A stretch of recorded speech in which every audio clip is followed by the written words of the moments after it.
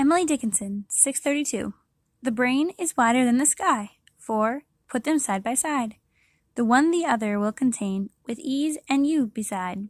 The brain is deeper than the sea, for, hold them, blue to blue. The one the other will absorb, as sponges buckets do. The brain is just the weight of God, for heft them pound for pound, and they will differ, if they do, as syllable from sound. 636. The way I read a letter's this: 'tis first I lock the door, and push it with my fingers next, for transport it be sure. And then I go the furthest off, to counteract a knock, then draw my little letter forth, and slowly pick the lock.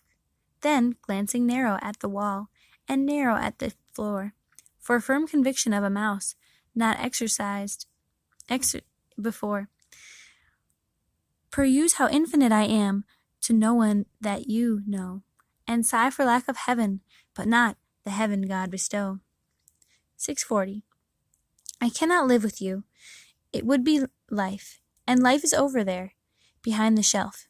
The sexton keeps the key, too, putting up our life, our porcelain, like a cup, discarded of a housewife, quaint or broke. A newer severs, pleases, old ones crack. I could not die with you, for one must wait, to shut the other's gaze down. You could not. And could I stand by and see you freeze, without my right of frost, death's privilege? Nor could I rise with you, because your face would put on Jesus's that new grace, glow plain and foreign on my homesick eye, except that you than he shone closer by. They judge us how, for you served heaven, you know, or ought to. I could not, because you saturated sight. I had no more eyes for sordid excellence as paradise. And were you lost, I would be, though my name rang loudest of the heavenly fame. And were you saved, and I condemned to be, where you were not, that self were hell to me.